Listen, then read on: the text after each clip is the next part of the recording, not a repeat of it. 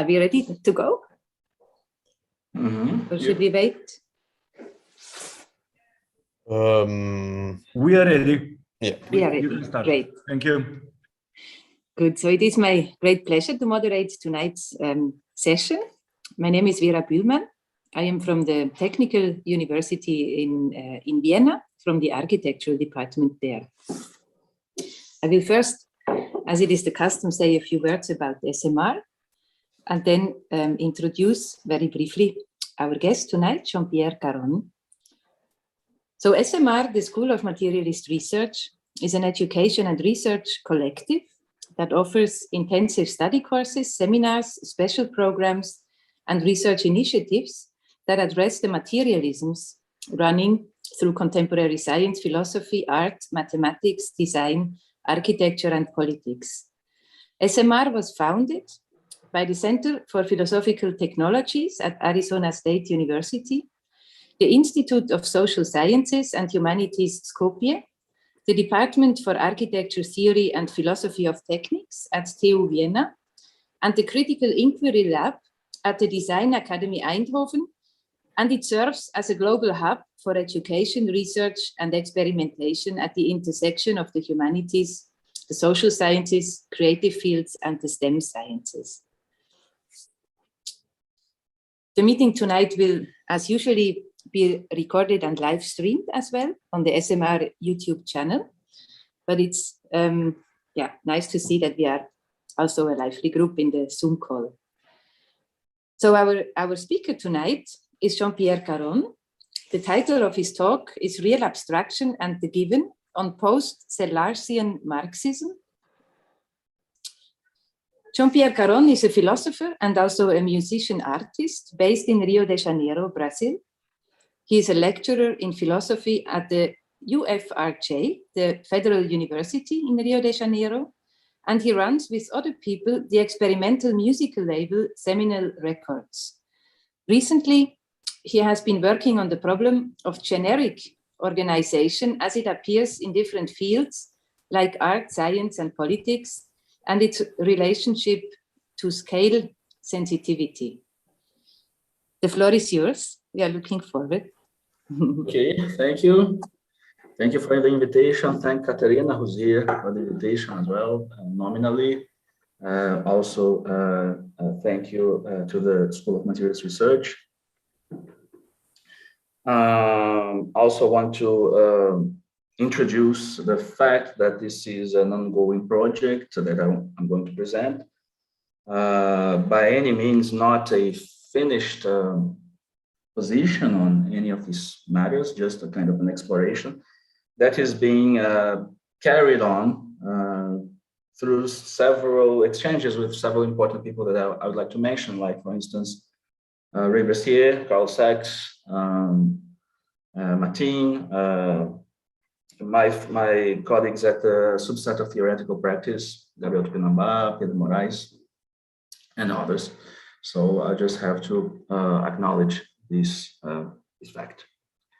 So I'm going to share a screen and share a few quotes that I'm going to use. Okay.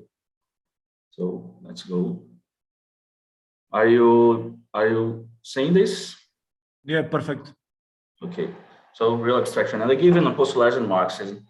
Yeah, I think I had second thoughts already about the title, which is damn ambitious, too ambitious to what I was actually capable of delivering. But as I mentioned, I think this is not just an ongoing project, but it has all the characteristics of a collective project of certain set of people as well. So thus the title kind of justifies itself. So introductory remarks, where I'm talking about this basic framework out of which I'm coming. So there's been recently an interest in the possible relationships between Sellars and Marx.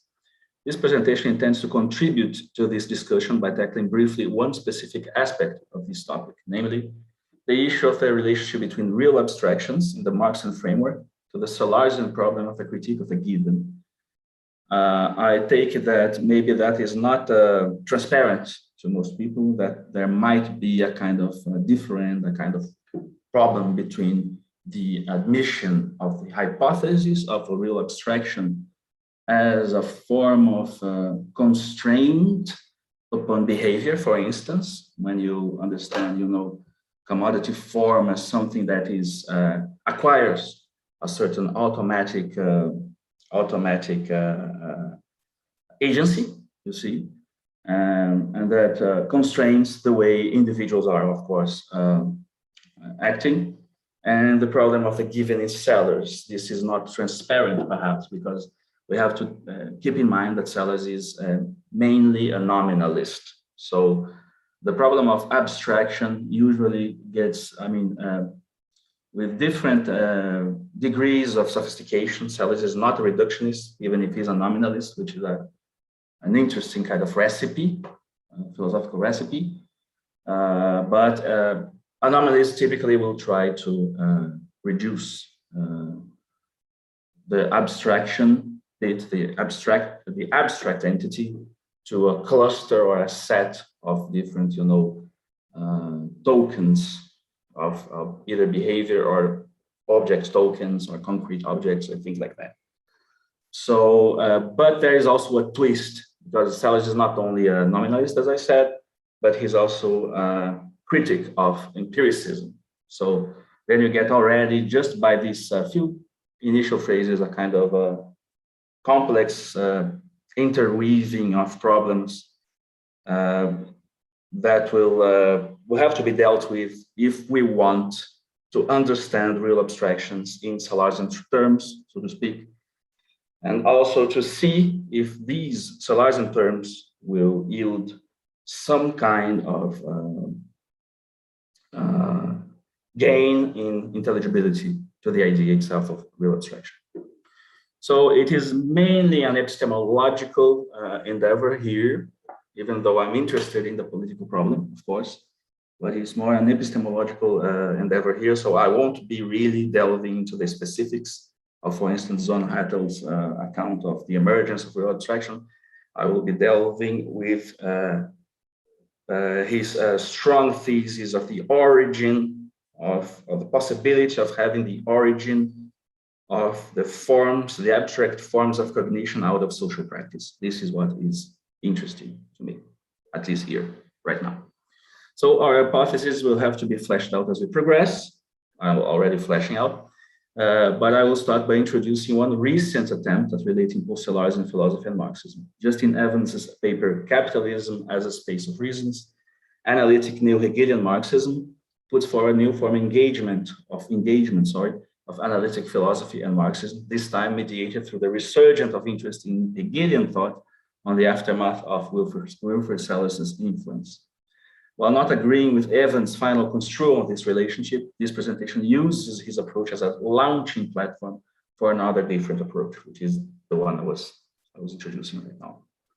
So this different approach will be to test the compatibility of one of Marx's great categorial innovations, the idea of real abstractions and their relationship to social practice, with a Sellarsian framework that upholds the idea of a space of reasons as answering to the challenge of the critique of the given.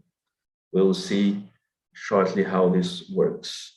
One methodological assumption will be to concentrate mostly on John Hattle's construal of real abstraction. We understand John Hattle's idea of a materialist account of the transcendental subject and its categories to offer already a point of view that is more congenial to the preoccupations of Sellers's philosophy. Of course, I have to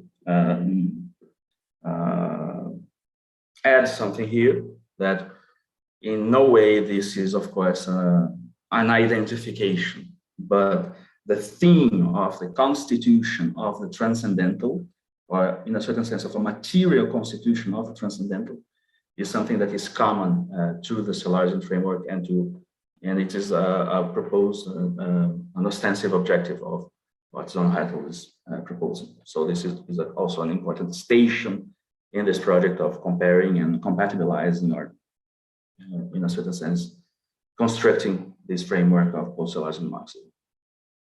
So some forms of the given right away, like for those who are not familiar with the idea of the given. So the idea of the critique of the given that Sellars proposes. This is one of the most famous way to put it, and it yields a certain difference between a causal chain and just justificatory chain that ought not to be simply identified, which is basically the crux of the issue of the critique of the given.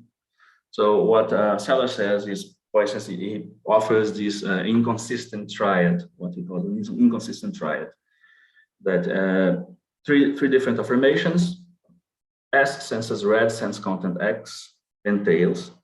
S non-inferentially believes, knows that X is red. So the first sentence is saying that the fact that I'm sensing some content entails that I believe a fact, a certain sentence, X is red, and non-inferentially believes it, which means I'm not getting this knowledge out of any other piece of knowledge by inferential means, which is a non-inferential knowledge. So paraphrasing, the idea is to sense something is already to acquire non-inferential knowledge of a fact involving that thing that I'm sensing. Okay. B says the ability to sense contents is unacquired. So I just, it is an innate ability to have a sensation. C, the capacity to have classificatory beliefs of the form X is F is acquired. So I can, B and C are separating what A conjoins. You see, so B is saying, you see, it is a function of my, I don't know, physical composition that I'm able to sense things. I'm sensitive to stimuli. And C is saying that I have to have a classificatory belief, putting this sensible content under a certain category, a certain concept, and saying X is F. This is acquired. This is something that I have to learn by learning to use language. So this is inconsistent because sustaining A and B implies negating C. Sustaining B and C implies negating A. Sustaining A and C implies negating B. So you can't really sustain all three, you see. So the problem hinges on the transmission of a justificatory chain between sensing and knowing. Sellars differentiates between causal chains and justificatory chains. So this is important. So of course I have a certain ability to sense things, but this is a causal matter. See, you will see in what sense this is not a justificatory matter for Sellars in a shortly. So some forms of the given still. A second form of the given, if a person is directly, this is a quote from Sellars of Carlos' lectures, if a person is directly aware of an item which has categorial status C, then the person is aware of it as having categorial status C. This principle is perhaps the most basic form of what I have castigated as the myth of the given.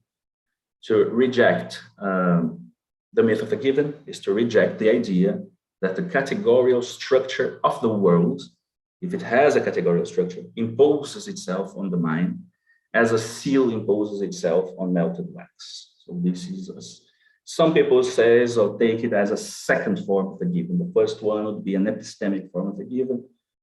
The fact that to have epistemic contact is already to have epistemic explanatory purchase. And the second categorical form of the given, that the category itself is something that we get from reality.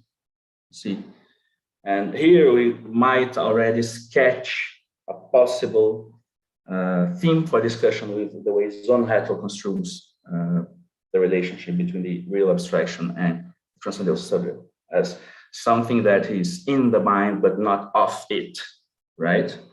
So the problem becomes how something that is not of it gets transmitted to be in the mind. So, of course, Zonnhetto has a material way of approaching this, like we'll have the proper quote about it, like a minted coin to have like something that is behaving as a sensible particular, but at the same time, it is a sensible particular, but it is also the representative of the exchange abstraction. See, so the fact that this is possible in reality, is what makes it possible to think, for instance, for John Hattel, the idea of a substance under its accidental attributes, for instance. So there's a kind of morphism, or isomorphism between the real order and what philosophical thought is able to abstract from that which is already an abstraction in the ideal order. See, but this, from the Sellarsian point of view, seems to elide some mediation, some forms of mediation that is necessary. So this is the basic problem. So again, fleshing a little bit out what is the given. This is from Willem DeVries, who is a great interpreter, great scholar, Sellars scholar. He says, the given is epistemically independent, that is, whatever positive epistemic status our cognitive encounter with the object has, it does not depend on the epistemic status of any other cognitive state. Okay, this is expressing the idea of a non-inferential contact. See, notice that epistemic independence does not follow from immediacy, not being inferred from other knowledge, unless the only form of epistemic dependence is actual inference. So it is a knowledge. The given is a knowledge you acquire by direct contact, right, or sensible contact. But it is epistemically efficacious as well. That is, it can transmit positive epistemic status to other cognitive states of ours. So the idea of having something that is at once epistemically independent, because it's not enmeshed in no web of inference, okay, and it is at the same time epistemically efficacious, seems like a contradictory recipe for Sellars. This is the idea. So, of course, you will have to have an account of how sensible content acquires epistemic efficacy. But you have to presuppose, for that to be the case, already a certain web of beliefs or a certain web of inference of concepts that are inferentially articulated in order for that piece of information you get to be already enmeshed in that epistemic status, okay, and yield an epistemic status. So this problem is something that Justin Evans also approaches, but he uses the McDowellian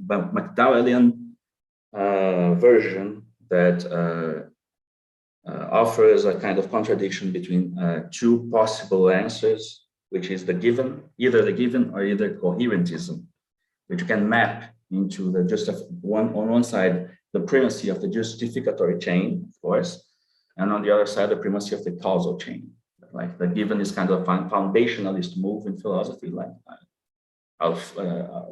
everything I can say and justify has an absolute foundation that is given, either rationally given or either sensibly given, and a coherentist picture that within which all the claims that I can give to support a certain view are a function of the coherence of the whole, of the holistically considered system of claims, so to speak. Okay, so here's the quote. But if one cannot have an individual concept without having more than that individual concept, then a concept cannot fulfill one of the conditions of a given. No concept can be independent of other cognitive states because all concepts necessarily rely on other concepts. This suggests that if there is to be a given, it must be non-conceptual. So instead of the concept of gin, we might try to found knowledge on the immediate visual appearance of colorless liquid. but this given would fail to fulfill the other condition of the given, that it justify further cognitive states. This is because Sellars and those who follow him take rationality, judgments, inferences, concept usage to be normative and not just causal. Thought is not merely causal, which is not what Brandon calls a reliable differential response disposition. For this reason, Sellars claims the attempt to analyze statements about knowledge into statements about non-epistemic facts is a radical mistake. So there can be neither a conceptual nor a non-conceptual given, but then what does a rationality involve? How do we know things? We seem to be thrown back on the position that the external world cannot provide us with reasons at all, or that it cannot constrain us. As if I could, Christ-like, transform the water in my bottle into gin simply by altering my concepts. So here's like an accusation of idealism of sorts. John McDowell has argued that philosophers get caught in this oscillation between appeals to the given and claims of coherentism. So you understand. So there's a term there that I like to explain, which is a reliable differential response disposition that Brandon uses, which is mainly just the fact, like it is like something that in the Sellars parlance would be a kind of a language entry transitions, which means a kind of stimulus that comes in, which is still not in language, but it's a language entry transition of a piece of whatever. Let us use the term information perhaps as a neutral enough term. So a reliable differential response disposition is just the fact that beings are disposed to react differentially to different stimuli. So some accounts of rationality may take this as sufficient condition of sorts to have like a reason. Like if the thing reacts differentially to different stimuli, it is a sort of intelligence, you see. But, you know, for instance, an example that Brandon uses is to just metal rusting in a humid environment, for instance. So this makes metal intelligent. Don't think so. So this is on RDRD. RDRD are general in that sense. Living beings have RDRD, dead matter have RDRD, so on and so forth. So it can't really be a sufficient, even if it's a necessary condition, but it can't be a sufficient condition for intelligence or sapience, for that matter. So continue with Evans. Evans provides this idea, the problems of the introduction of the idea of the space of reasons, of an inferentially articulated space of reasons then, and he compares it with the idea of Geist. There's a few steps that I want to go very, very quickly. Compares with the Hegelian idea of Geist, and then with the Marxist identification of, I'd say, mocking identification of capitalism as Geist, like an automatic subject of sorts. So here's Evans on that problem.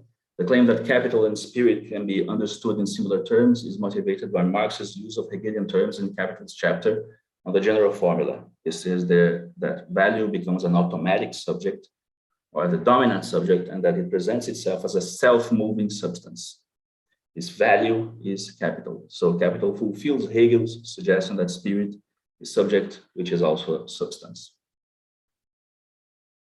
Following this analysis of the concept of commodity, Marx asks what forms value can take and concludes that the most adequate form of value is money. So here we have already the problem of real abstraction. For this reason, the simple commodity form is therefore the germ of the money form. This does not mean that commodities historically precede money. Rather, it is a quasi-Hegelian demonstration. So here, Evans is differentiating between the historical account of the emergence of money and the logical account, that is a quasi-Hegelian account that one might take, for instance, by modeling it on the Hegel's science of logic, for instance, the kinds of transitions that you see going on there. So he's saying that this is a logical account of the emergence of money, of a certain thing that is the pure manifestation of exchange value, which is of course not use value, which is related to the concreteness, sensible concreteness of objects against exchange value. So the analysis of the concept of a commodity necessarily leads us to the concept of money. We cannot understand the former without understanding the latter, nor the latter without the former. They are tied by chains of inference. So he's using the vocabulary of inference in order to make plausible the idea that, you know, capitalism will be a kind of space of reasons, which is what he wants to conclude. This is why Marx calls value the automatic subject. It appears to be a fully independent, self-increasing system. It is also the self-moving substance. There can be little doubt that Marx is mocking Hegel. At the same time, his use of this rhetoric brings the horror of capitalism home, because it shows such a stark contrast to German idealism's insistence on the nature of modern subjectivity and freedom. The conclusion. To move even further into the language I've been using here, if capital is the subject, that is also substance, that is Geist, and if Geist is a set of concepts that we can imagine as a space of reasons, which means, as I've been introducing, if you understand Geist in terms of what Post-Sellarsianism is thinking about, like it is a space of reasons in terms of being inferentially articulated web of concepts, you see. So we can claim that a society structured by the economic demands of capital is a space of reasons, not the space of reasons, but a space of reasons. The contradiction of capitalism is that freedom is denied to us by the very space of reasons that is supposed to make freedom possible, of course, because in the Hegelian account, and this is something that post-Sellarsian philosophy takes also, is that freedom is also freedom from causal, the pure causal determination from mechanism, and the space of freedom then it is a kind of it is a dialectical space that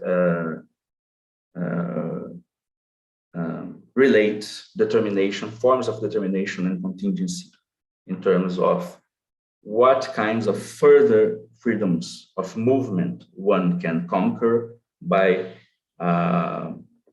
voluntarily entering, upholding commitments. You see, because inferentialism, in terms of what, which is the name of the way Brandom articulates the basic Sellarian idea of the space of reasons, is articulated by commitments. So any kind of inference, of course, there is the inferential space of concepts that is also the result of people that are in the space of the agents that are in, it's better than people, the agents that are in the space of reasons, of acquiring commitments to certain statements, and to commit to a statement is to be able to draw the inferences out of such commitment.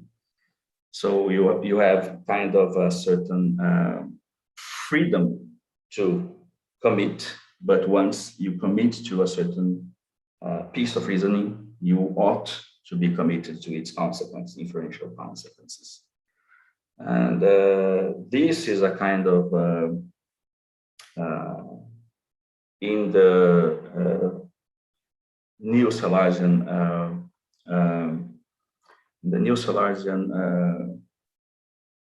appropriation and development of the Hegelian framework. It is freedom from pure causal determination as well. So Evans' solution presented a form of hijacking of the space of reasons by a certain pattern determined by the self-valorization of value as capital, not within capital, but as capital, right?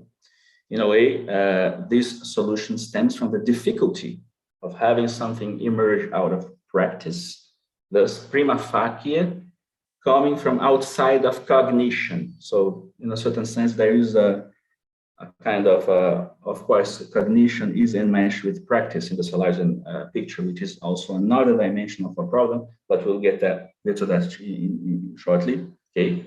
But something that emerged out of blind practice, so to speak, like people are acting and thus exchange value emerges, and by emerging in the figure, in the manifestation, it manifests as money. It gives rise to the self-valorization of value as an automatic sort of process. See, so this is a kind of hijacking of the space of reasons, and it is kind of difficult then to disambiguate between that which comes proper from the chain of inferences and that which is, in a certain sense, vampirizing this chain of inferences and producing a certain different kind of effect. See, so in this way, so this solution, in a certain sense, is trying to negotiate between these problems. So to having something emerge out of practice, but to which cognition of the agency is blind, okay, that in turn becomes a form of determination of behavior in terms of providing reasons for it, because then we can, once we're determined by it, we can use it as a reason, which is crucial here in this account. It appears as a weakness now, but this is kind of one of the strengths of the idea of having a post-Sellarsian kind of Marxism. The solution in terms of restriction of reasons to act tries to deal with this problem. We are caught within a loop. So enter real abstraction. We are now capable of expressing more thoroughly our problem. It is usually accepted that there are two forms of the given to be criticized in Sellars' empiricism philosophy of mind: the epistemic and the categorial givens. The epistemic form of the given corresponds to the idea of something that is both epistemically independent and efficacious, meaning it is something that is not the result of previous cognitive states while transmitting positive epistemic status to other cognitive states of ours. Second is the idea that the categorial structure of the world, if it has a categorical structure, imposes itself on the mind as seal imposes an image on melted wax. Rejecting both forms of the given yields a distinctive division of labor between sensible contents and conceptual workings in the Sellarsian picture. On the other hand, the idea of real abstraction as proposed within the Marxian tradition eschews traditional divisions between the mental and the real, the abstract and the concrete, the sensible and the conceptual, committing to a causally efficacious figure of abstraction that is the form of the thought, previous and external to the thought. Interesting but problematic affirmation there, which amounts to a veritable expropriation of abstract thought. Real abstraction thesis one. So I want to differentiate two different theses that have to do with real abstraction. One is the causal efficacy of something that can be described as an abstraction. Okay? So here's the thesis one, it is this one. The second thesis is the idea that this causal efficacy of this something that can be thought of as an abstraction with causal powers has also the power to be transmitted and yield a philosophical version of it, like the transcendental subject, which is the realism pattern's strong thesis, right? So real abstraction thesis one, the origin of commodity abstraction is, according to Marx's determination, in a sphere which completely escapes the conceptual language of metaphysical thought. The latter relates things back to consciousness and consciousness to things. There is no third option. Conversely, the social relation from which the value abstraction is derived does not fit into the dichotomy of things and consciousness. Within the framework of traditional concepts, the phenomenon of the abstraction commodity is an absurdity, something which quite simply cannot exist. It's, as Marx determines, a spatial temporal process causal in nature. However, its result is an abstraction, that is, an effect of a conceptual nature. Between the spatial temporal world of things and the ideal world of concepts, metaphysical thought does not tolerate any common element. These are antinomically separated spheres. However, according to Marx, the abstraction commodity is precisely constructed as belonging in both spheres. This is precisely what makes it special. So this is one. See, thesis two. The origin of the forms of consciousness and knowledge is neither empirical nor ontological, but historical. Forms of thought, these molds in which cast particular data, do not drift. This is the core of Zomhetto theory of thought itself, but human action. not of the, no, sorry, there's now the action as such as categories of the historical and Greek action. Sorry, there's a problem there with the translation. The shapes of the thought, hence the intellect, different from the simple contents of consciousness, are each time the expression of an era in the social relationship of men. Within this context, however, they have objective validity. This perspective on the history of thought is obviously an application of the principle that it is not consciousness that determines being, but the social being that determines consciousness. Okay. So our preliminary question concerning real abstractions, I'm already 1 hour, half an hour, or maybe 40 minutes, I don't know, into the thing, but yeah, I still have a preliminary question concerning real abstraction is the following. If real abstractions are in the mind but not of it, the question of its transmission to the mind arises. If the real abstraction is something that happens independently of cognition, simplicity, right? No cognition. It seems to causally constrain behavior, which doesn't entail being in a justificatory relation to other contents. So either it is in the causal chain and we don't have any kind of cognition with, so it is not really a reason in the Sellarsian picture. So B, if the real abstraction is in a justificatory relation, which means has categorical status, it can't be something that emerges independently of cognition simplicity, just happens. See? So if A is true, then real abstraction can't do the further work Zon wants it to be the origin of the categories of understanding in the Kantian sense. If B is true, then a specific division of labor has to obtain between sensibility and cognition, and here we have to uphold kind of expanded, so to speak, concepts of sensibility and cognition for it to take hold. Our solution will try and find a juncture between thinking and doing that would vindicate B, and by doing so, it will also be compatible with A in the sense of accepting real abstraction as constraints upon behavior in the causal sense, but with a specific set of caveats. So you have to come up with a kind of recipe where you have reasons and inferentially articulated kinds of doing that can be modeled with the relationship between sentences that can be the expression of, let us say, intentional agents. But this social practice must be able to provide a kind of surplus. This surplus will be a kind of pattern. See, not really a rational pattern, but a causal pattern. And this causal pattern can be retroactively recognized. So in that sense, this is already a kind of a particular specific fleshing out of Zon idea, you see, in order to compatibilize this with the Sellarsian framework. Okay.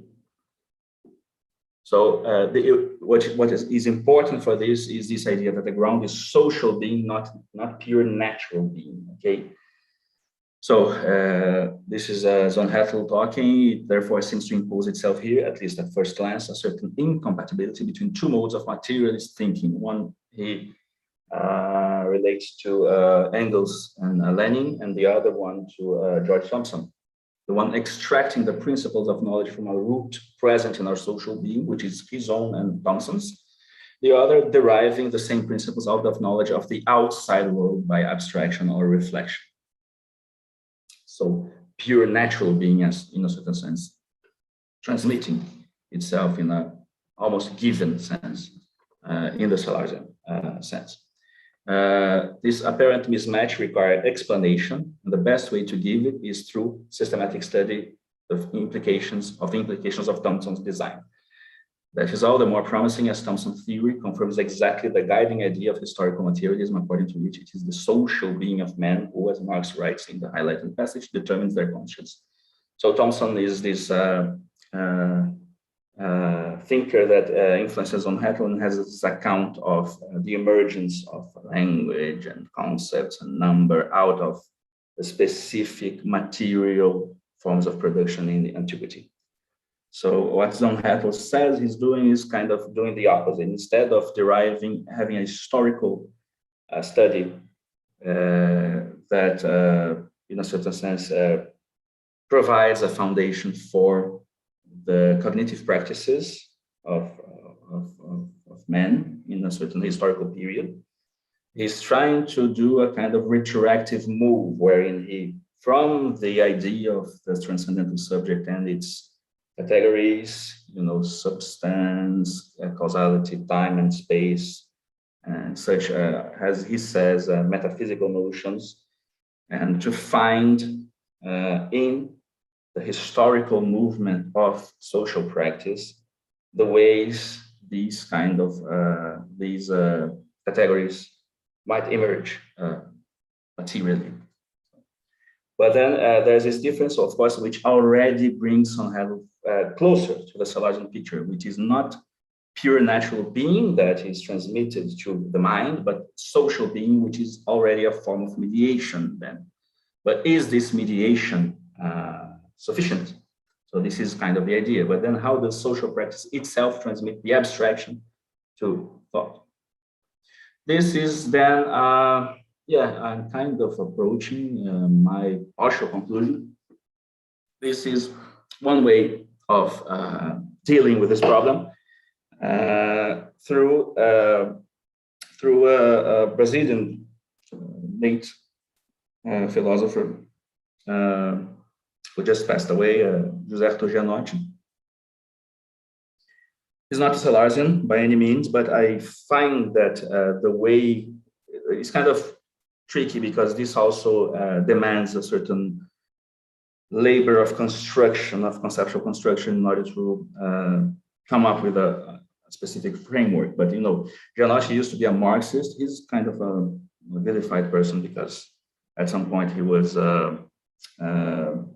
supporting the center-right party here in Brazil. But originally he was this Marxist scholar. And he wrote this work, Trabalho e Reflexão, Labor and Reflection. And then after this one, he wrote a different, he changed completely subject, and not changed completely, but for some, it was kind of a treason of sorts. But then he produced a book, a very good book about Wittgenstein, which is called Apresentação do Mundo, Presentation of the World in English. The thing that is most striking is the same problems are treated in labor and reflection, trabalho e reflexão, and Apresentação do Mundo, presentation of the world. So he comes from a Marxist standpoint, talking about the metabolism of nature through activity, not necessarily labor in the capitalist sense. Here, this paragraph talks about this and gives a kind of interesting account of the way there is a sensitivity in, which is not, of course, a sensitivity in the sense of cognitive sensitivity or in the sense of phenomenal sensitivity, in the sense of what Sellars is trying to say, which has as its paradigm, of course, to see something, to acquire certain stimulus. But here is a more active way of extracting a certain measure out of objects, which is done by work or activity. You see, so, and then in the second phase, in the other book, Presentation of the World, he relates this to the idea of a non-verbal language game, which is something that is presupposing certain cognitive powers, which presuppose language, but it's not ostensibly linguistic. You see, so.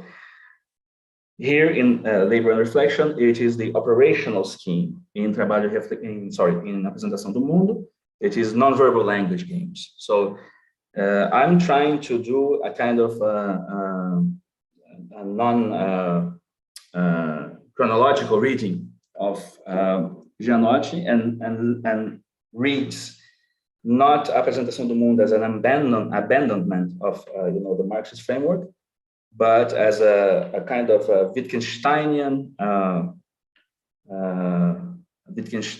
way, a Wittgensteinian approach to the problems of metabolism in a certain sense that can be then compatibilized with the Marxian approach, because it is already the same set of problems in the work of this particular philosopher, which is really interesting.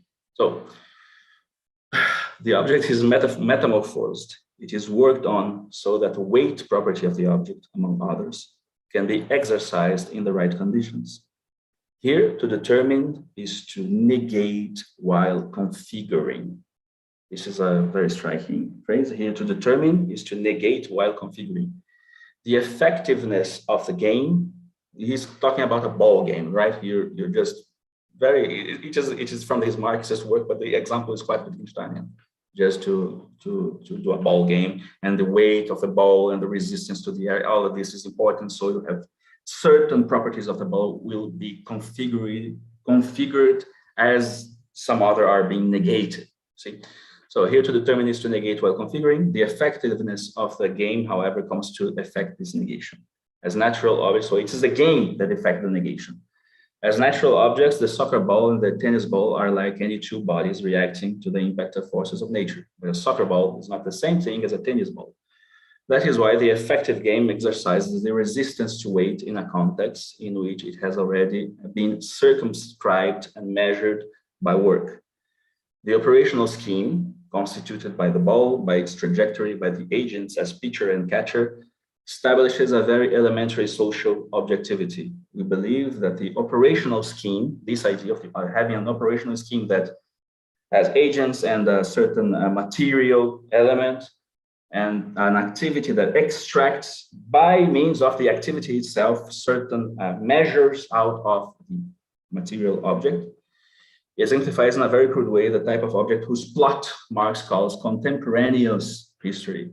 This structure of social relations of production constantly nourished by the repeated actions of men and which are objectified in figures such as commodities, capital, and so on. This paragraph is important. Just a sec, yeah.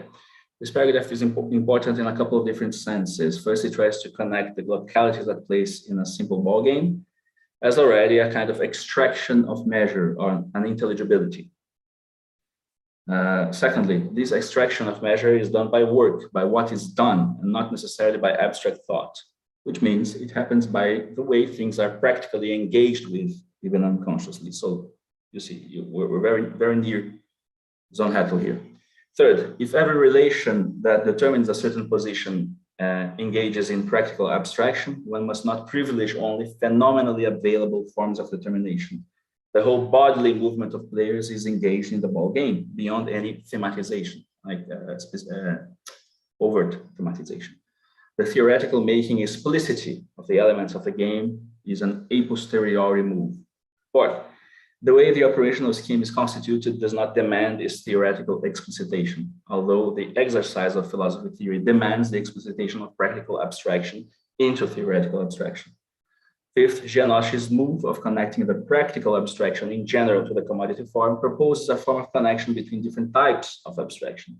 This can be related to Zon Hattel's identification of the cognitive powers of abstraction to the abstraction of the commodity form. The next quote might provide an example of a juncture between the space articulated by language and our conceptuality and the extraction of measures yielded by activity itself. So, sorry, yeah, it's out of, it's in a different order. So this is the Giannotti quote. Linked to the context of the movement of all language, the proposition works without having a paradigmatic form on the horizon.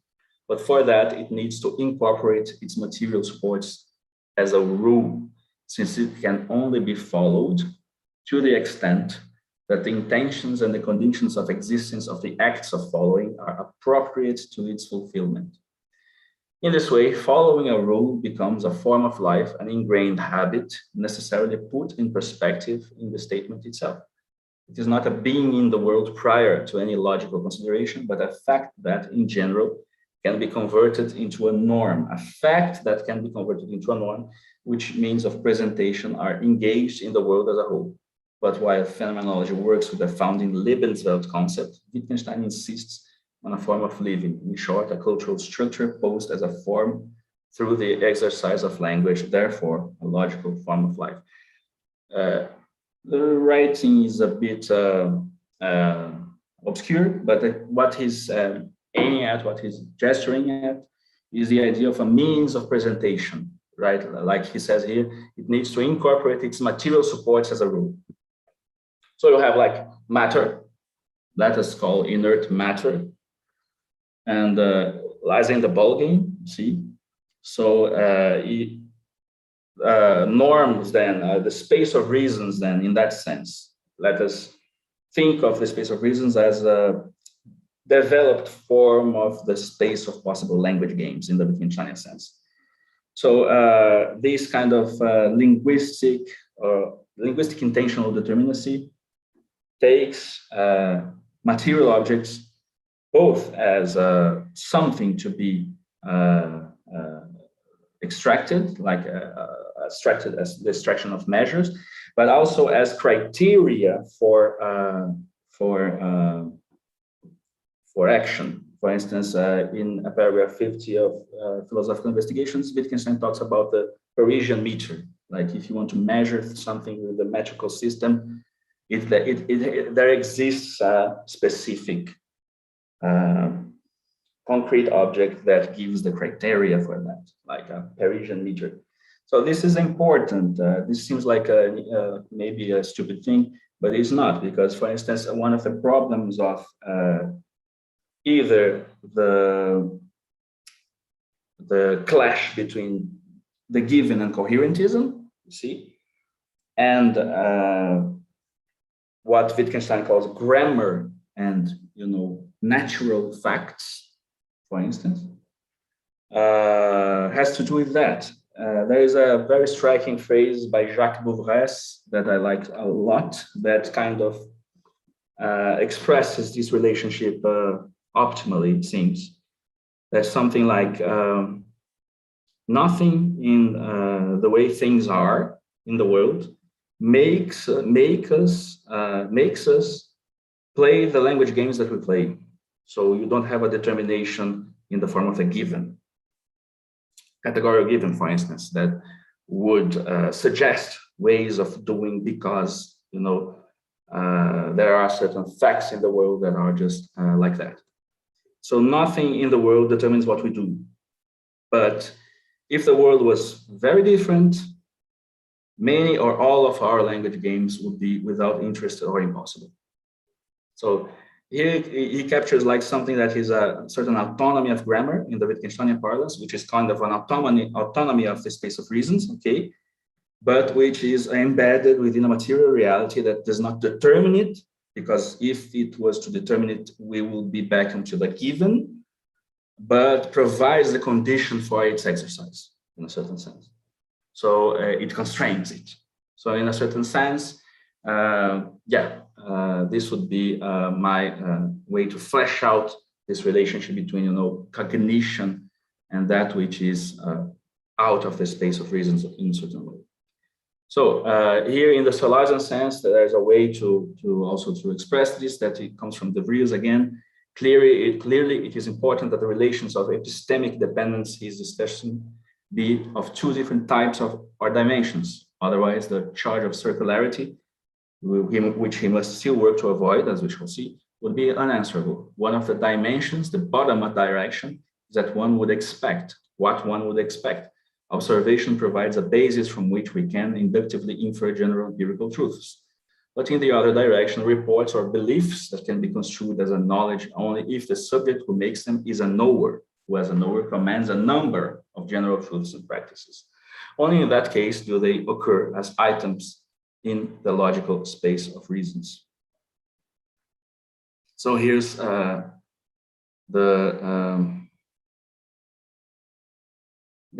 don't think we need that. Yeah. So is capital an impoverished space of reasons? Now I'm approaching the end, I'm almost 1 hour in. To account for the mutual influence between the exceptionally complex space of causes that is capitalism and the space of reasons proper, a more nuanced approach to the problem of the disambiguation between norms and causes ought to be provided, as well as of their occasional overlaps, which cuts across the distinction between concreteness and abstraction, thus real abstractions. While not having a complete account to offer for it, a few pointers can be taken from the Pittsburgh or Post-Sellarsian approach.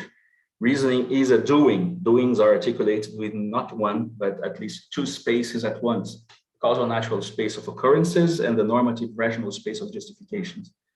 The grounding of reason, though in practice might yield the grounding of reasons, though in practice might yield a few interesting research topics regarding the relationship between capital and the space of reason. This sounds like a conclusion, but then I want to think about a positive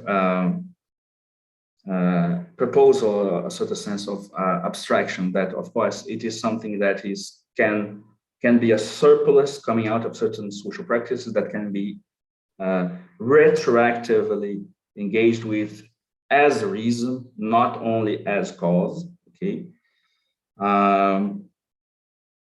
At the same time, we might want to uphold the reality of certain levels of abstraction that are not, of course, the immediate level that is available to the subject. And this is also something that can be brought about by a certain exercise of language. So this is what I call a no privilege scale thesis on other possible abstractions. Here's a quote about Sellars, also trying to compatibilize this with the Sellarsian approach. There is another important point to understand about observation. There is no fixed set of characteristics of physical objects to which observations are limited. That is, there is no clear-cut or principled limit on the vocabulary that can appropriately appear in observation claims. We can form non-influential observation beliefs about red balls before us, but with adequate training, which means the two dimensions that we are talking about, bottom-up and top-down, we can also make direct non-influential reports on the location of a quasar on an alpha particle in a cloud chamber. Observation reports need only be reliable responses, whatever vocabulary is used. So the vocabulary bit, of course, is a conceptual matter, but the reliable response is a sensible matter. Sellars believes that there is a special vocabulary that we employ in minimalist observation claims, that is, observation claims in which we risk as little as possible, without moving up or back a level and characterizing our experience rather than the world. This is important for Sellars because Sellars is a scientific realist, you see. So, for instance, he has a whole theory, which is something that I think ought to be also developed with these Marxist themes about postulational entities. So science emerges through the postulation of entities that are explanatory of certain observable behaviors. So if the postulated entities are successful in explaining the behavior, the idea is you can acquire the capacity to observe the phenomenon in terms of the postulated entities, you see. So the fact that you have something that at first does not appear as a concrete particular, but as a theoretical entity, this time not something emerging out of practice as unhettled, but emerging out of scientific theorizing, see, can change the way you non-influentially observe. This is the idea. So this is what I call the no privilege scale thesis. Of course, there is a privilege scale in terms of, our bodily composition and relationship to our immediate environments. But the fact that we are already always constrained and determined by other kind of occurrence in other scales that are not immediately available, that can become available through the retroaction of language into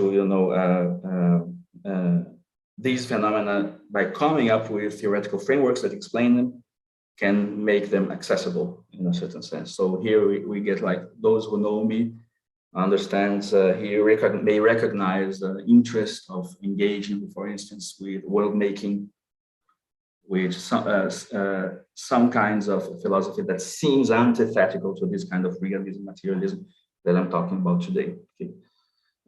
This is thus the limit of Marx's analogy. This is from my friend Gabriel Tupinambá. This is thus the limit of Marx's analogy and the starting point of our investigation. Social forms, such as the value form, become rational. That is, enter into relations of proportion, which make certain of its properties legible, through the very same process that renders them actual. The very being of a social relation under investigation is homogeneous and indistinguishable from the process through which its properties become legible for us. So, social the interesting thing is that social abstraction is something that emerges out of social practice and is legible, and the way you are acting render them actual. So here we have like both theoretical interest of a multi-scale abstraction, which is proposed in the first quote, the Sellarian one, but also a concrete interest within the political experimentation of certain social forms that might yield different kinds of abstraction once they are retroactively recognized in a certain space of reason. So yeah, that's it. I think that's enough. I'll stop here.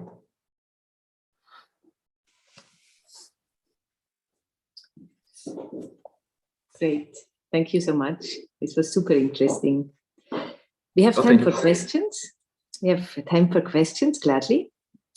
Who would like to make a start?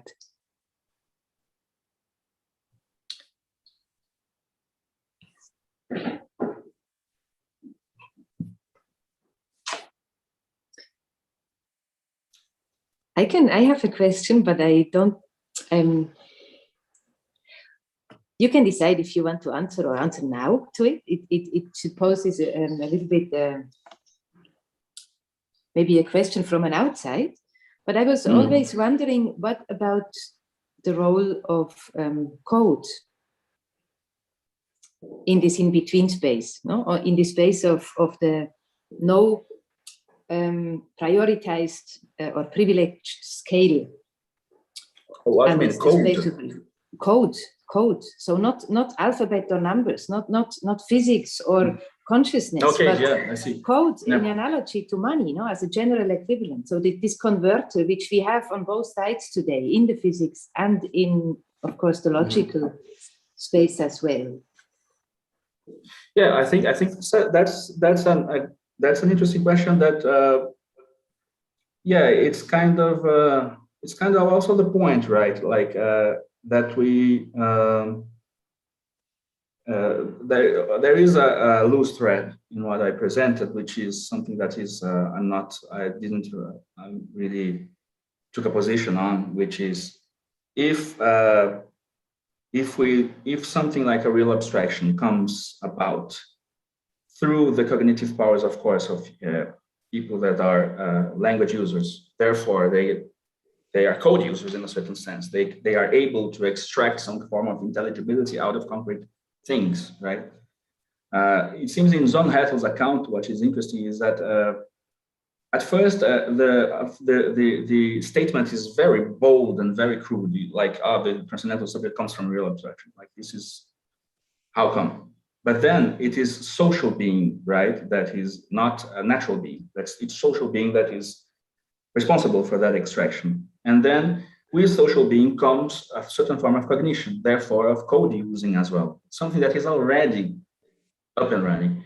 The thing is that is interesting is what then this puts a certain pressure or a certain limit to what John Hattel can derive as the forms of transcendental subjectivity, because you have to already have certain capacities in order to have those forms in a certain sense. So then comes this kind of difference between from where comes those capacities. So I'm reminded here of a Ray Brassier quote. He talks about Sellars in terms of somebody that makes it possible to think of two different kinds of material determinations, one subpersonal determination and one social historical determination. So in a certain sense, there again, you will have to have like a division of labor between, natural being and social being in order to come up with a complete answer to this kind of question. Like, there is something that simply will have to wait for the relevant science, so to speak, which is also a kind of Sellarsian move, right? So I'm not sure if I'm answering. I mean, I'm taking it that the question is about the capacity for abstraction at large, not only abstraction in the money form or abstraction in the language form in that sense. And of course, by the end, I was interested in a kind of multi-scale strategy that is that is that kind of integrates the kind of constructing of theoretical frameworks with which politically experiment and then further extract from the experiments what is relevant and what happened and what kinds of abstraction emerged that are not under the purview of the framework we came up with at first. So I'm not sure if I'm just developing a little bit. I mean, I'm elaborating a bit on what you said, but I'm not sure if you want to comment or replicate. Okay. I would, but I don't want to take the advantage of being the moderator with parasiting the discourse right from the start, at least. Maybe we can come back to it if it suits, and otherwise I would be glad to exchange. Who has a question or a comment or a feedback? You're very welcome to just unmute yourselves and take the floor. I think Zachary was talking about checking the YouTube chat as well, if there were some questions there. I'm not sure. Yeah. Zach, are you doing this? Yeah. There's no questions currently in the YouTube. Yeah.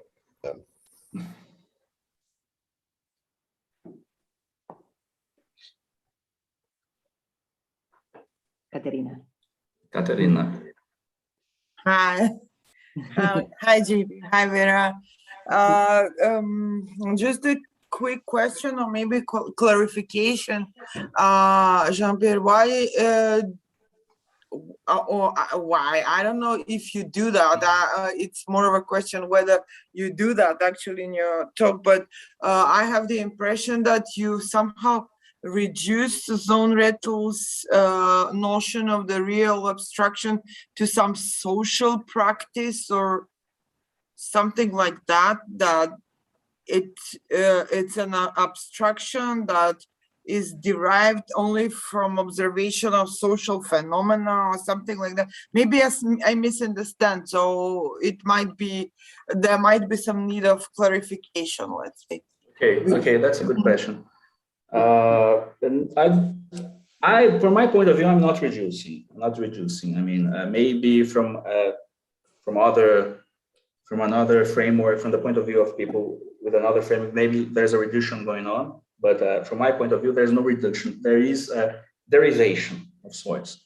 What I'm trying to say that if we, of course, this is also filtered through the caveat that if we are to have an interesting communication between the Sellars and the Marxian framework as Zonnrettel, and I chose Zonnrettel, but of course this can be also further researched through other thinkers of the Marxist tradition and things like that.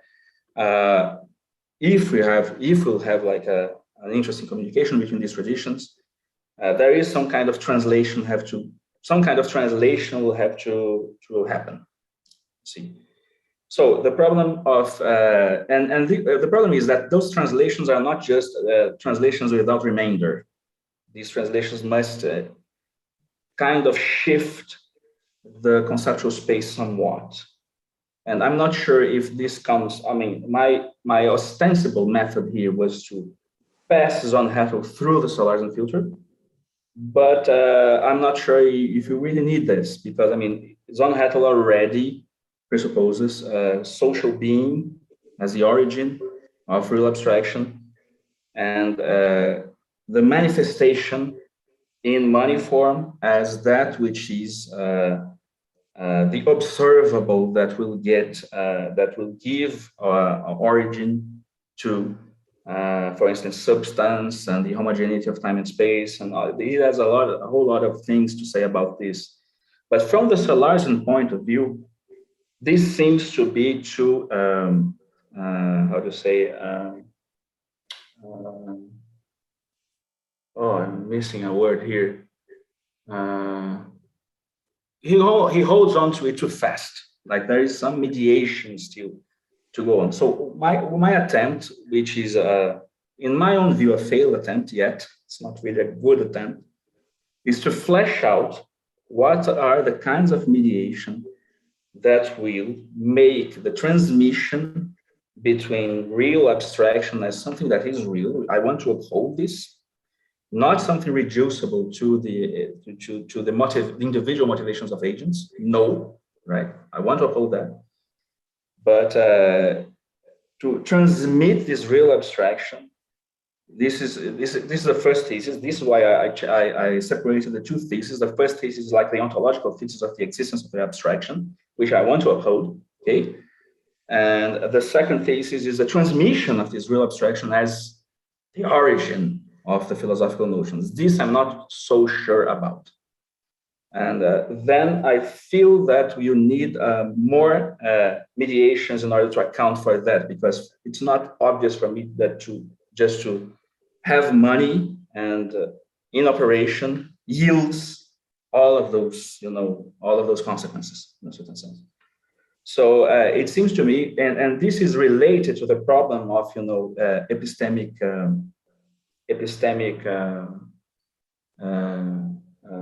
what was it? Epistemic efficacy and epistemic isolation, epistemic givenness. So it seems to me that money form by itself, it seems unable to justify all the consequences, philosophical consequences that Zonnhetl wants to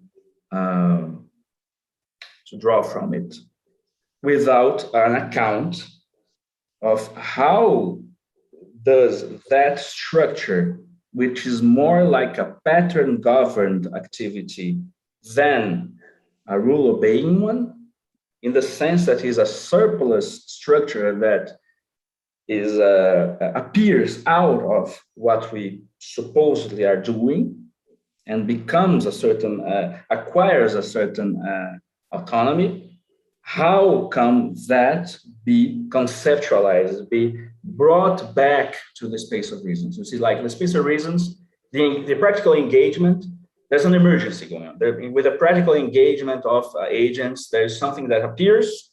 I want to uphold the reality of that, but to uphold the reality of that, we have to be able to recognize it, and to be able to recognize it is to conceptualize it in a certain sense. How to do that under the strictures of the critique of the given. This is the problem. So this is, I think this would be like clarification of my methodology, not necessarily a good answer, substantial answer to your question. See? Is that sufficient? Yeah. Yeah, I see. Yeah, no, I see the link with Sellars. It makes sense. It's very interesting. I just wanted to point out the fact that Zonnhettl's method does not. It is very often seen through this glass of, the critique of Marxian political economy, and comes down to certain topics that are social relations or money form or whatever. He intended the project as an all-encompassing epistemology, and it could cover any range of, issues. His point was mainly to affirm that abstraction is an abstraction, and it is only materialist to affirm it as an abstraction, but still not giving up on the foundationalist presupposition that, a Marxist departs from a materialist position. So it's more of a... Yeah, but then I think that I think the Sellarian rejoinder is okay, material basis, that's important, but in order for the abstraction to emerge, you have to have material basis and the logic. It's a cluster. It's a kind of a cluster. You have to have a cluster of material basis and logic to have something like this to emerge in a certain sense. So this would be the Sellarian kind of rejoinder. The problem is how to have this logic emerge without presupposing like the idealist realm of logic. So this is where I was kind of trying to be careful enough in the end to say one has to wait for future science in order to come up with a theory of what cognition and logical thought amounts ontologically to. And this is something we don't have access to. This is why it seems to me this is maybe would be kind of a second criticism of Zonnhetl, that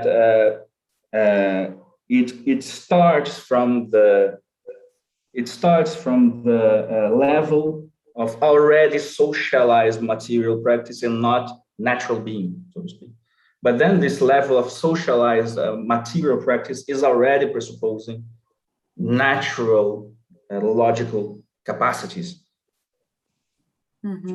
of those agents engaged in social material being, so to speak. So yeah, that's where actually they depart from one another. Maybe that's where you cannot actually make the rejoinder, because the Sellarsian account is too individualistic, whereas Zonnhetl speaks from this, as Marx would call it, third person's perspective. He's not interested in psychology and how does it form itself into a mind, etc., etc. It's more, yeah, you're right. Maybe there is a question. But it's presupposing, doesn't it? It kind of presupposes. It kind of presupposes a certain set of capacities of those that are in the social. Yeah, of course. But that's practice again, cognitive practice, labor of the mind, etc. But there's also the practice that comes from nature in a certain sense. Like we have to be fashioned in a certain way in order to bring about certain. But I think it's in Zonnhetl, and that's in Sellars as well, right? So there is a interesting coincidence. It's an interesting comparative reading. Actually, it's been like 5 years since I've read Sellars, so this is an interesting reminder. Okay, thanks a lot. Okay. Thanks a lot. Thanks a lot. Thanks a lot for the discussion. Anybody else? I see some friends here. Everybody's shy. What's going on? They're shy.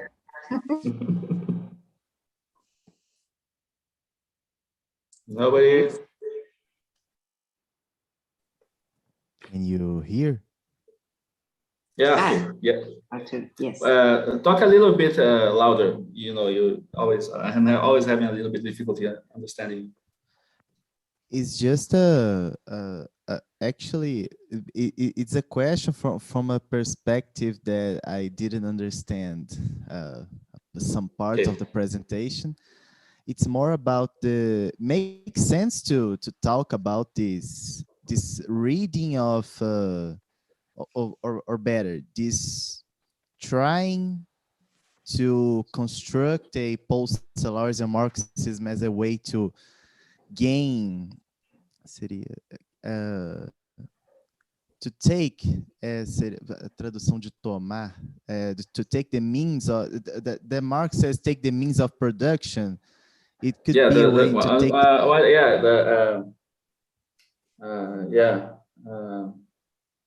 assume control of them. What's the English translation of that? I'm having trouble also because you just mentioned the Portuguese one. So is that a way to take the means of production? So in this post-Sellarsian Marxism would be takes the mean of production of meaning, of framework, something in the I see where you're coming from. But no, that was, of course, Arthur is making just for the folks there. You're making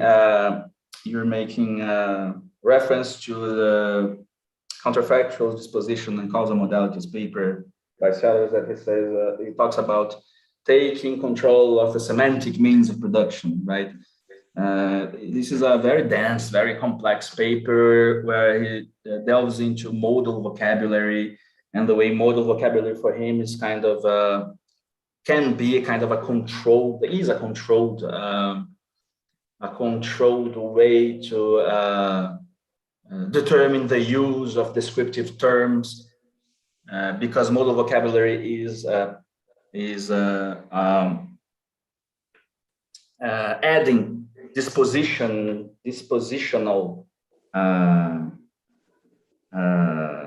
characters to the objects, and of course, and this goes hand in hand with science, like you were testing dispositions and changing your concepts and all of that. So yeah, actually in that paper, this is just a way to kind of describe scientific practice for Sellars, and of course delve into the problem of modal vocabulary and normative vocabulary. And he goes on to say something that sounds very Marxian, like taking control of the semantic means of seizing the semantic means of production. I found the word. Seizing the semantic means of production, or seizing the production of seizing the semantic means of production. It's that.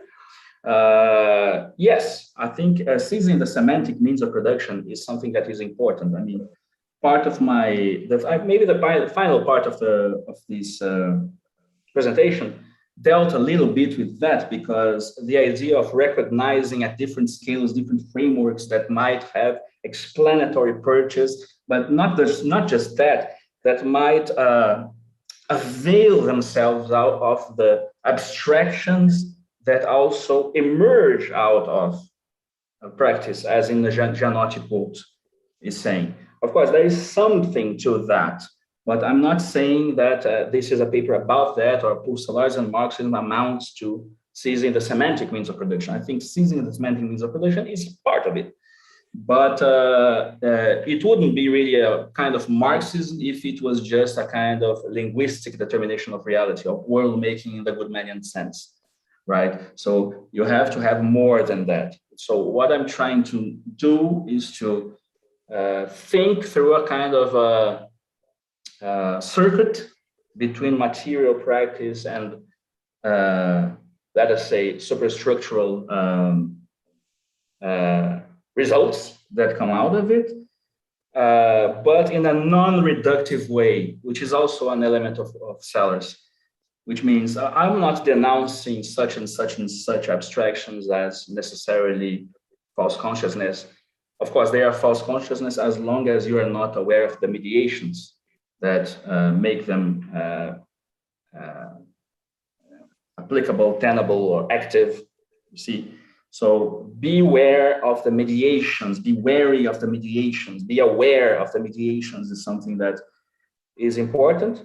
But we need also the emergence of abstractions and the difference in seeings as, not seeings. Like to see is to have like to acquire a certain sensible stimulus. You receive a sensible stimulus.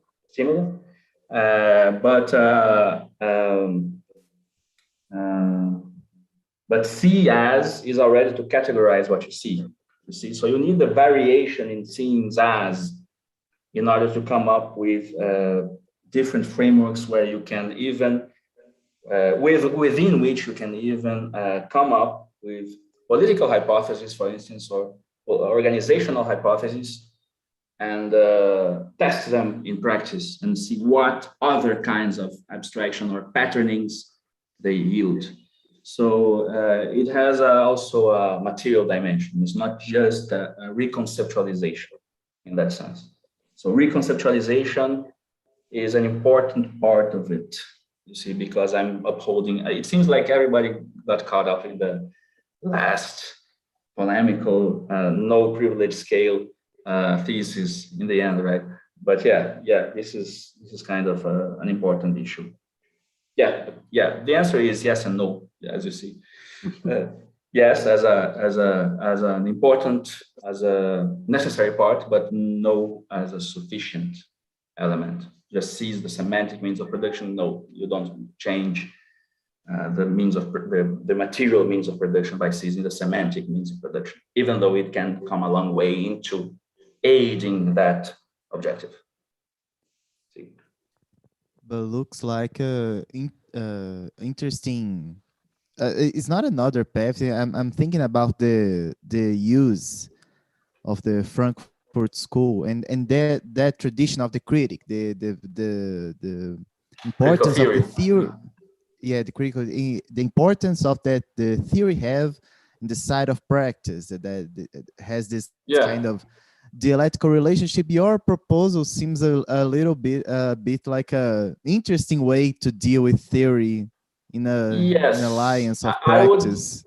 Yeah, I would demarcate myself from, for instance, critical theory in the Frankfurtian sense, even though Zonnhetl, for instance, which I'm using, whom I'm using, has not really, is not, ranked among the Frankfurt theorists, but was close to them. I would demarcate generally, I'm having in mind, of course, Adorno, because I studied a lot of Adorno. I'm a musician as well. So, because I'm interested in, this maybe didn't come out too much in this presentation, but I'm interested in form analysis kind of Marxism. So I don't really see Adorno doing that. Adorno is more like in the cultural sphere and reification in the cultural sphere. And yeah, I'm trying to, yes, of course, I'm trying to do something that has a symbolic, linguistic, cultural purchase upon certain kind of phenomena, but at the same time takes into account the economic form determinations, maybe a little bit more closely than pure critical theory of culture, so to speak. You see, something like that. But maybe I'm being very unjust with Adorno. I don't know. I read Adorno a lot, but yeah, this is mostly me externalizing why maybe it's more like an externalization of my the way I'm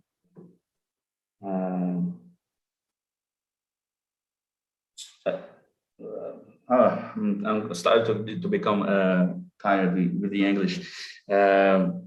The way I'm trying to stem off, like the way I'm trying to avoid certain kinds of theorization that I was already very habituated with, and bring something closer to material practice to this, than I think is possible in, for instance, the Adornian framework, something like that.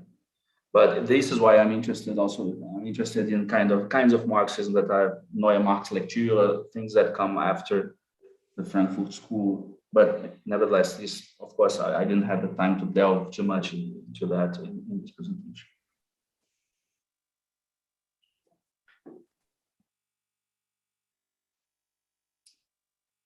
I'm checking. I don't see any raised hands. Maybe in between, I can come with another question. It relates. Yeah, please. But I kept wondering, why are you saying we would have to wait for a new science that could address this level? Because if we say, so you mentioned information in this kind of, I call it an abduction or abstractions through abduction. So there is information. I'm very much into that kind of way of thinking. Yeah.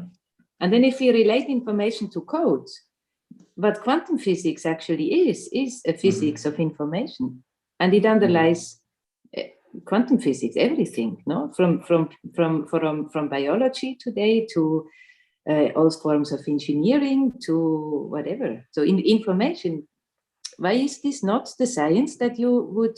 I think it can. No, I was thinking a different thing. Like, of course, this is a way to go.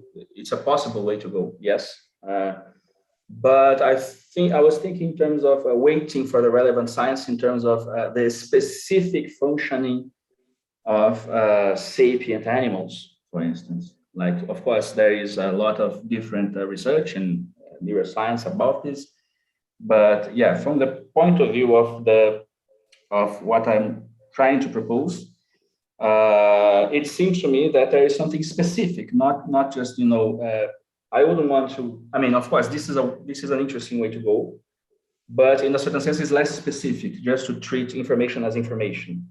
What I was aiming at when I was mentioning this problem was the specific functioning and the specific ontological status of thought. Like, what is thought in the ontological sense?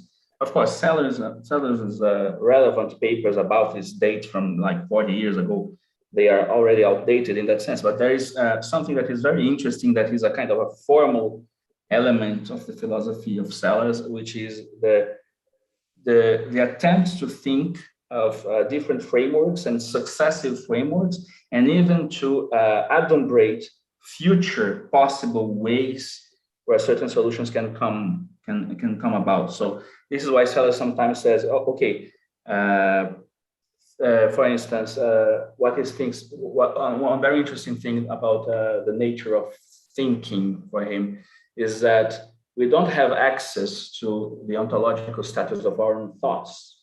So what we have is like a model. We model them upon overt speech.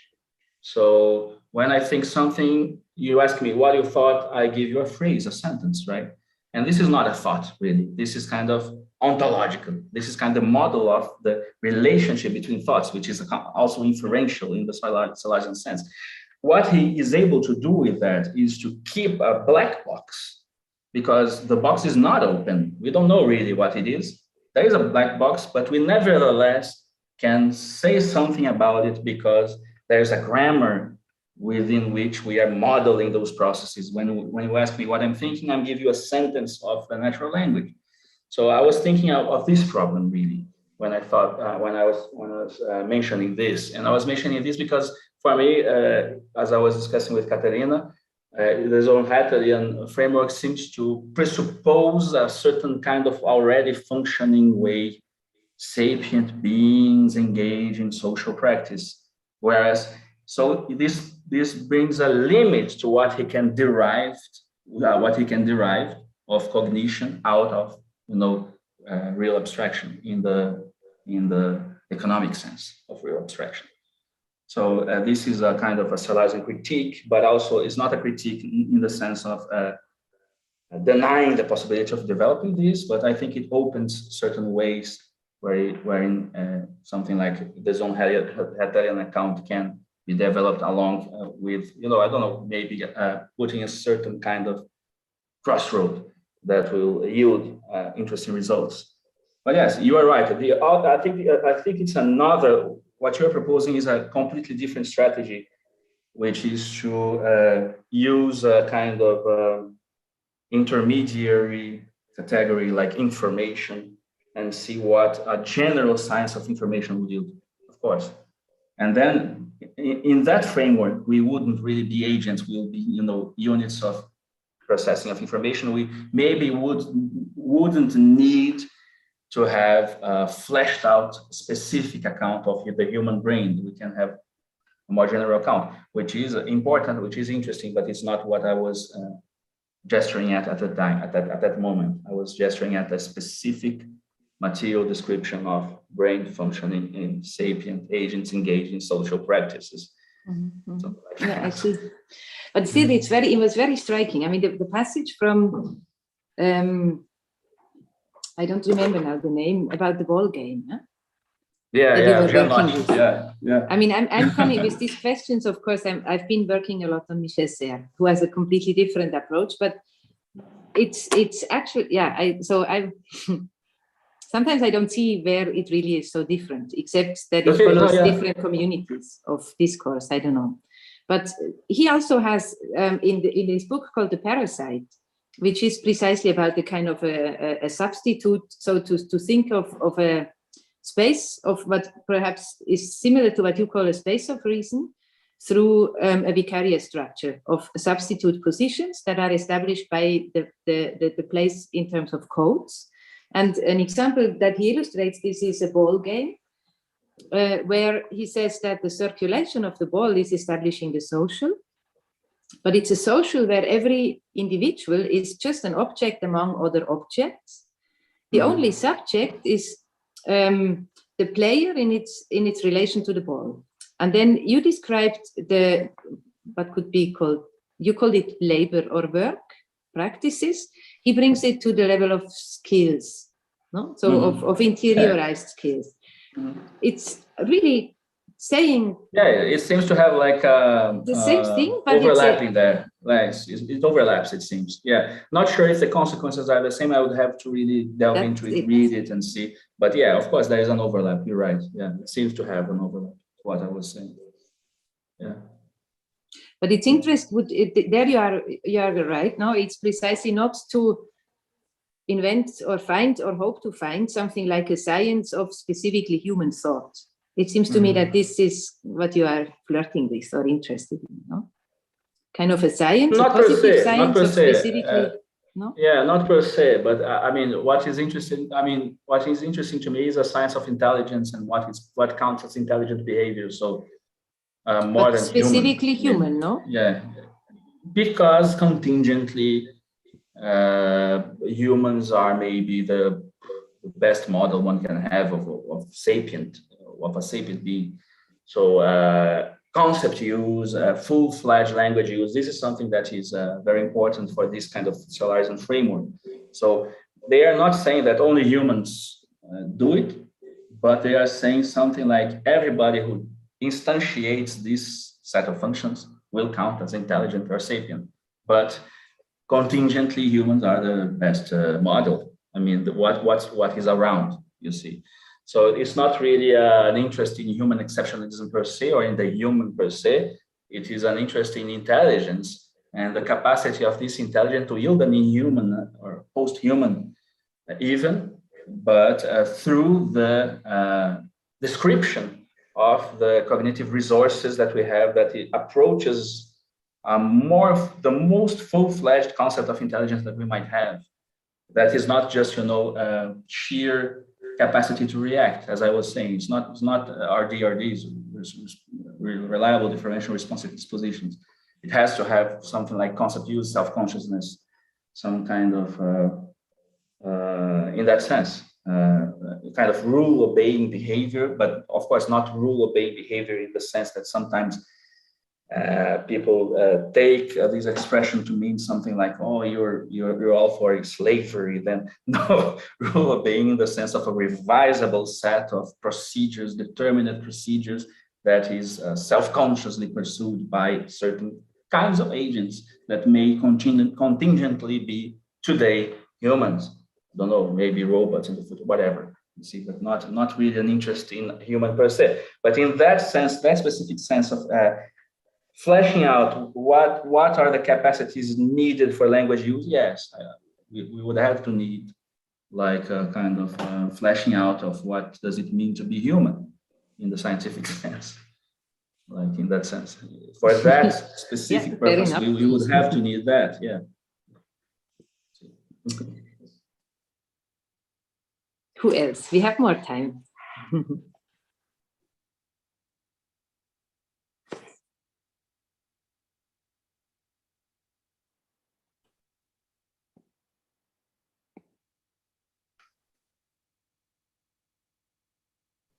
Yeah, if nobody else, we can wrap it up, right? Can we? Yes. It was really inspiring. Thank you very much for this talk and for the discussion, and to everybody Thank you else. for the discussions. Thank you for the invitation. Incredible discussion. Thank you. Thank Katerina for the invitation. Thank the school for the invitation. Thank you for the moderation. Thanks, Zach. And yeah, that's it, I think. Great. Hopefully see you again. It was great. Yeah. Say again, Katerina? I thanked him. Great. I too thank you. The Chinese are very offended if one thanks them, because thanking means I don't want to have anything to do with you from now on. So I always hesitate before thanking. No, that's not what I mean. You can invite me over again, please do so. That's not what I mean. We'll make sure we do. Yeah. Yeah, and do check the chat before you leave. There were just some nice posts now, thanking you and congratulating. Yeah, this is Will be nice to read. So have a great evening, everyone, and see you soon. You too. Thanks a lot. Thanks, everybody. Bye. Bye. Bye-bye.